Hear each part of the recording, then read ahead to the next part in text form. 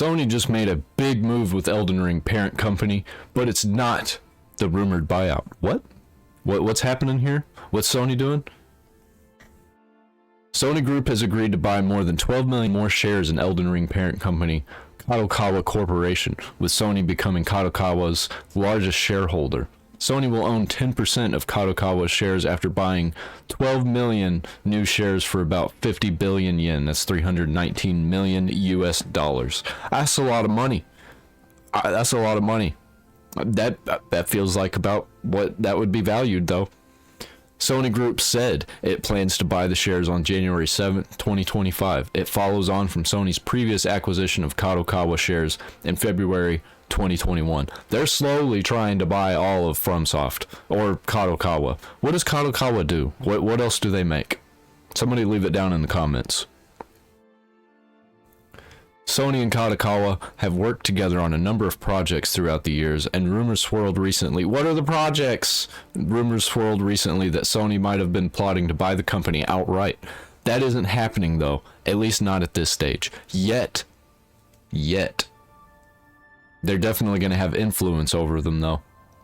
As part of the deal, Sony said it will work together to adapt some of Kadokawa's franchises for global and TV dramas and live-action films. Dark Souls TV show? Anybody? Developed in Japan? I think that would be good as fuck. I think that would be amazing.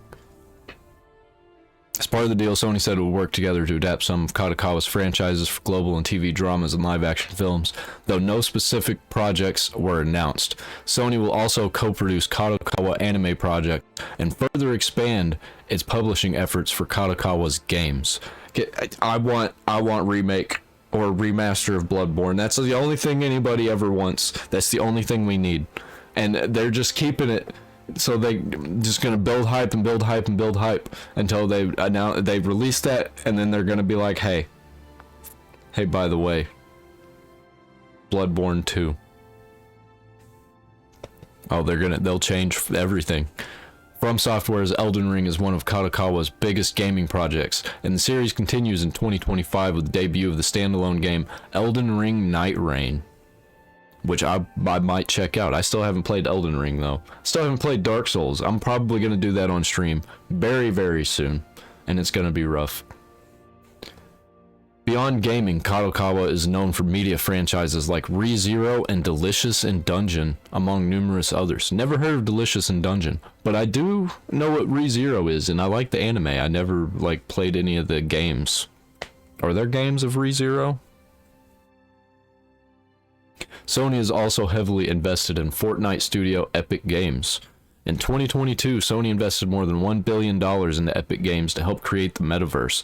I think that Sony is probably going to end up partnering with Epic Games to run all of the PlayStation games on there instead of Steam eventually, and compete with Steam and Xbox. It'll be Steam and Xbox versus Sony and Epic, and it'll be epic. We're going to have all games on all platforms, and we're going to have our own devices that are going to have our own operating systems that we decide to put on there. It'll be Steam OS, it'll be the Microsoft Game Hub, or it'll be the Epic Store, whatever it's going to end up being. The Epic OS. Sony invested more than $1 billion into Epic Games to help create the metaverse, which followed on from a $200 million investment in 2021 and a $250 million in 2020. All up, Sony has invested more than $1.45 billion into Epic Games, which is about 4.5 times more than it just agreed to invest in Kadokawa. And they were bad at Microsoft acquiring all of these companies. Well, Sony better start acquiring companies, though, because Microsoft ate up some good companies, and Sony's not getting very many. I think FromSoft would be the best one, but it seems like they're not going to be able to acquire FromSoft. They're just going to be worth too much.